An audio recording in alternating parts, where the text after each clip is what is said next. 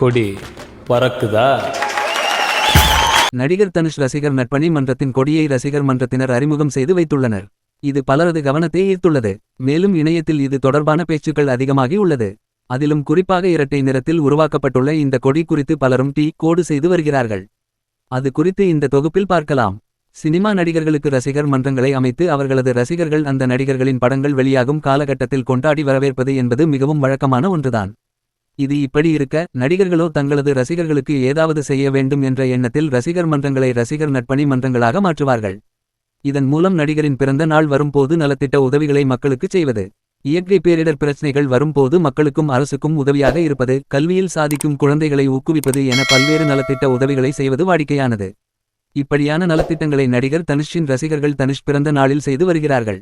இப்படி இருக்கையில் தனுஷ் ரசிகர் நட்பணி மன்றத்தின் அடையாளமாக கொடியை அறிமுகம் செய்து வைத்துள்ளனர். இது சிவப்பு மற்றும் வெள்ளை நிறத்திலும் உருவாக்கப்பட்டுள்ளது. அதேபோல் கொடியில் நடிகர் தனுஷ் கை கூப்பி வணக்கம் சொல்லும்படி கருப்பு நிறத்தில் இடம் பெற்றுள்ளது. அதேபோல் தனுஷ் படத்திற்கு பிறகு ஒரு நட்சத்திரம் இருக்கும்படி வடிவமைக்கப்பட்டுள்ளது.